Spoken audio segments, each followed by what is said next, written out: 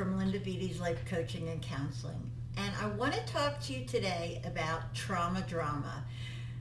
Now, this is a subject that I might get a little pushback on because trauma people are very hyper aware and hyper vigilant. So I don't want you to mistake trauma drama with talking about your trauma and triggering and processing it.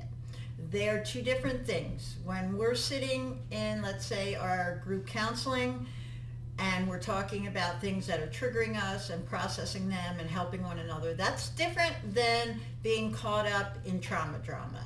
Now, trauma drama comes from being in chaotic families. It comes from being used to being pulled into things like narcissistic abuse. It comes from dysfunctional relationships. It comes from all kinds of things that can trigger our trauma symptoms. And what happens is that, especially if we've grown up in a situation where our abuse or our trauma happened in childhood, we can become accustomed to the drama and the chaos. And I call this familiar pain. And so we're almost attracted to it. I don't want to say addicted, but some people are almost addicted to it, and it's very hard to break the patterns. So we want to try, and first of all, number one, we want to become aware. We want to become aware of our interactions, especially interactions with people that don't respect our healing journey or aren't a huge part of it and are still caught up in their own dysfunction or their own chaos. We want to become very aware of these relationships. We want to become very aware of how we respond in these relationships. We want to become very aware of the different types of things we can get pulled into. And so once we become aware of that, then we can start saying, okay, over here I reacted and just went off on this person or fed into their dysfunction or fed into the chaos they were trying to pull me into.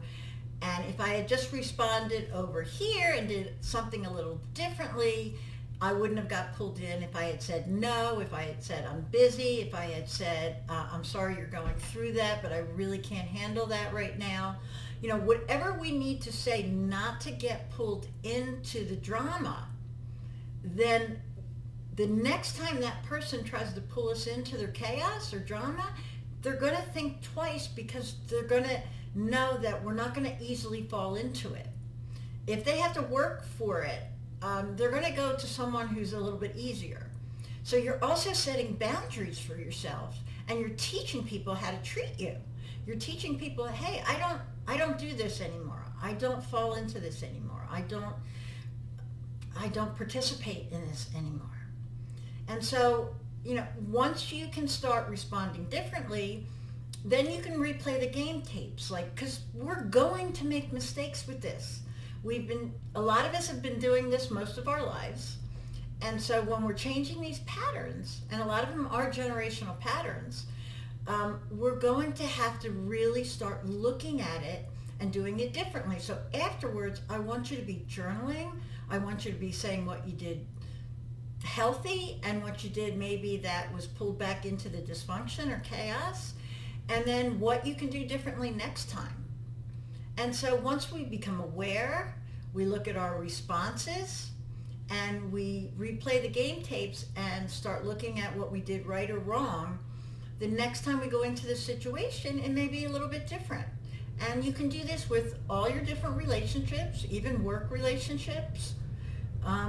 And so we really want to learn where our maybe C-ptsd or PTSD is getting triggered by getting pulled into trauma drama. Because we don't want to ignite our symptoms any more than we need to. I mean, they're already in full force most of the time, as any of us that suffer that know. So we really want to work on our interactions so that we don't get triggered as much. We don't feed into that kind of stuff as much, that we can take a step back and we can say, okay, I might want to get pulled into that. That's almost kind of, it's so familiar. But we've got to stop ourselves and say, no, that's not healthy for me. It's not healthy for my disorder. It's not healthy for what I'm going through. And it's certainly not healthy for my healing journey. So we're going to become aware. We're going to respond differently. And we're going to journal about what we did right and wrong and look back at it. So if you need help with this, because a lot of us do, please reach out to me, Linda Vitti at Linda Vitti's Life Coaching and Counseling. Subscribe below, comment below, find me on Facebook, Instagram, message me. I will respond, I promise. And stay away from the trauma drama. And if you find yourself getting pulled back into it, remember this video and make yourself aware and start from there. Okay? We'll see you next time. God bless.